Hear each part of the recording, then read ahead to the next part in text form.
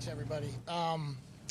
Around 10:50 this morning, we did have an incident between our 13 and 14 batteries here at the Clairton Coke facility. One explosion. Obviously, this is an active scene and still an active investigation.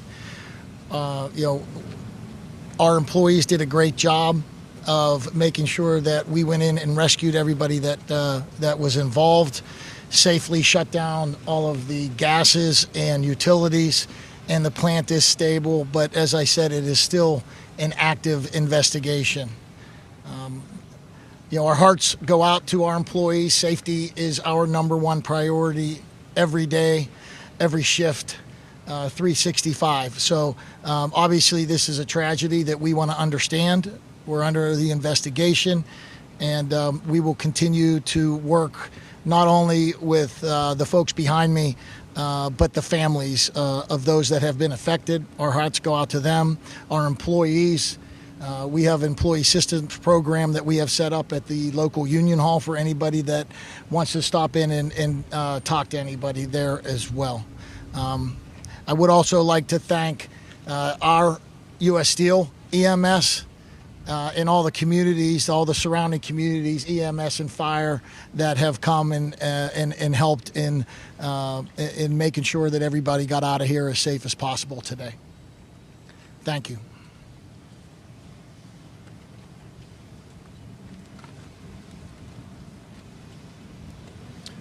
Good afternoon. I'm Matt Brown, Chief of the Allegheny County Department of Emergency Services. As Mr. Bacaizo had stated, about 10:50 was their initial response. Our first call to Allegheny County 911 was 10:51, so very quickly behind that. As Scott had mentioned, they have their internal departments to respond to those emergencies, and the municipal agencies, our department included, are always here to support them. It looks like from the overall response, about 20 EMS agencies have assisted at this point, and about 14 fire departments. And again, these are all external to the plant. All 4 divisions of my department are involved and engaged. Allegheny County 911, the Fire Marshal's office is here to investigate origin and cause, which we're obviously very early stages of that. Our Fire Training Academy and our emergency management staff are all here to assist as well. And again, our role here is just to help coordinate the incident. Overall, as you can imagine, it's a very hot day. It's very tasking to all the emergency responders, both U.S. Steel and municipal. The good news is they work together very often. A lot of times they switch different hats. Many of them are volunteers at the same department. So it is a brotherhood, sisterhood, if you will, of emergency responders who really take it to heart what they're doing right now. Their efforts are very focused on rescue at this point. We are still engaged in the incident. It is continuing to be ongoing. I think that's about all the details I have at this moment. Again, our focus right now is just continuing our search for one unaccounted person at this point. That's all I have. Vic, do you have any? Good afternoon. Victor Joseph, Assistant Superintendent, Allegheny County Police. First off, my thoughts and prayers go out to the victims today, the workers here at the mill and their families. We were requested by Clairton Police Department for an industrial accident. We provide those investigative services to municipalities throughout the county when needed. It was an active scene. It's still an active scene when we got here. It was a rescue mission, still a rescue mission. Initially, there were 2 unaccounted for individuals. Within the past hour, one of those individuals was rescued, has been transported to a local hospital, so we're happy to say that. There is 1 deceased as of right now, and now a total of 10 injured. Our department, along with the Fire Marshal and the ATF, will conduct the investigation. Like I said, it's still an active scene right now, so this will be a time-consuming technical investigation that it's going to take some time. I want to, thank our local law enforcement partners for their assistance today, and thank the media for their attention in this matter. Thank you.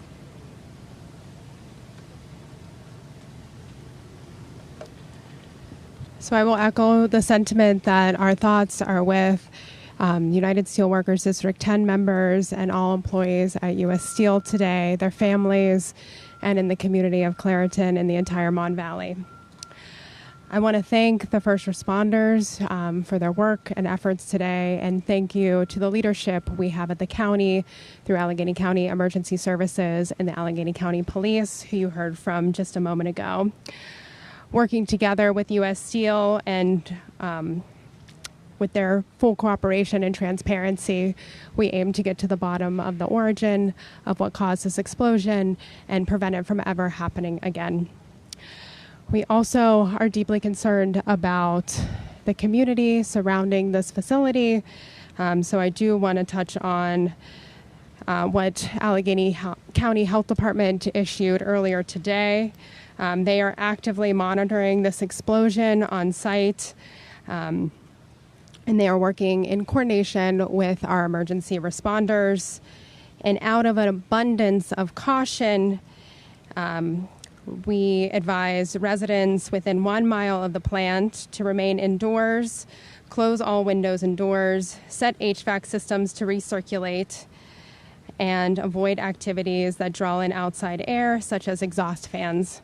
The Allegheny County Health Department air quality monitors have not detected a rise in PM 2.5 or sulfur dioxide above federal standards. And we will put out additional information as it becomes available to the public. So again, thank you to all our first responders and those involved in the rescue and recovery initiatives today. And I will pass it over to Lieutenant Governor Austin Davis to close us out. Thank you, County Executive Innamorato. The Mon Valley is home for me. And so today I'm particularly holding the workers, the steel workers, and all those who are affected close to my heart. I've been in constant communication with Governor Shapiro, as well as Randy Padfield, the director of the Pennsylvania Emergency Management Agency. When this event first happened, our agencies have been coordinating with county agencies and Chief Matt Brown to provide whatever resources our administration could provide to make sure that the workers who are on site are rescued and transported safely. We stand willing to provide any resources that we can as we move past today into an investigation phase. But we want to thank particularly the first responders who've responded to the site, who've showed up and ran towards danger. We're grateful for the leadership that they've shown. And we look forward to continuing to work in a collaborative manner, not just today, but in the weeks and months ahead, to ensure that an event like this doesn't happen again in the future. And I can say we've been in constant contact with officials at U.S. Steel. We're grateful for their partnership, as well as members of the United Steelworkers Union. I know we have President of the Allegheny County Labor Council, Darren Kelly, with us as well. And we're going to continue to keep the lines of communications open and to make sure we can help in any way possible. So with that, we'll be happy to take a few questions for any of the speakers that have spoken today. Just say who it's for, who you want to talk to. For Scott, were there any warning signs at all that something like this would happen here at Battery 13, 14? Can you speak in the microphone? As I said earlier, this is an active investigation. Initially, it was all search and rescue, making sure the plant was stable so we could make sure we get everybody out safely. And now we're in the investigation phase, so I can't comment on that right now. Just a clarification. You said there were 2 initially missing. One is now deceased and one has been transported. Is there still someone who is unaccounted for? We have one person that is unaccounted for. Still, currently. Yes. Scott, what do you know at this point about what the cause of this? Well, Even though it's preliminary. yeah, we had an explosion. Very preliminary. We don't have any details right now. We're just starting that investigation. Obviously, with all of our local EMS folks and first responders, it was rescue first. So we'll get into the investigation as things go on. Are any other parts of the plant closed down right now besides those 2 batteries? No, everything else is stable in the plant. Those 2 batteries are shut down. For the 10 individuals who were hurt, were they transported to the hospital? For the 10 people who were hurt, were they taken to the hospital? Yes, everybody has been transported to hospital. Was the person who did not survive, they able to make it to the hospital? They were pronounced deceased at the hospital. Where does the rescue effort stand right now? It's an ongoing rescue effort for the one person that is still not accounted for. Has there made any connection of where that person may be? We think we know the general location of that employee, but we're not 100% sure. Search and rescue is on site.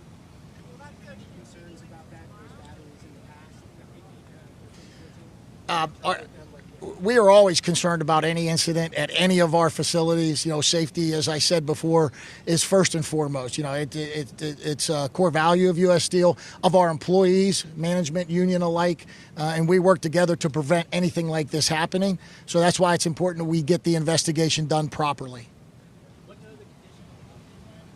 I'm sorry?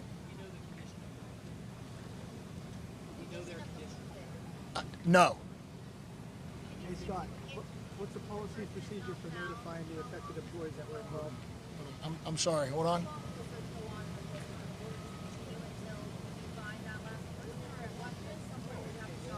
Yeah, absolutely. We will continue search and rescue. What's the age of Battery 13 and 14? Was it census upgrades under current? Good condition, there's no upgrades. Yeah. We had nothing planned for 13, 14 batteries in good condition, both productivity-wise, environmental-wise, and safety-wise. So. All right, everyone. Thank you guys for coming. When we have more information, we'll get that to you as soon as we can.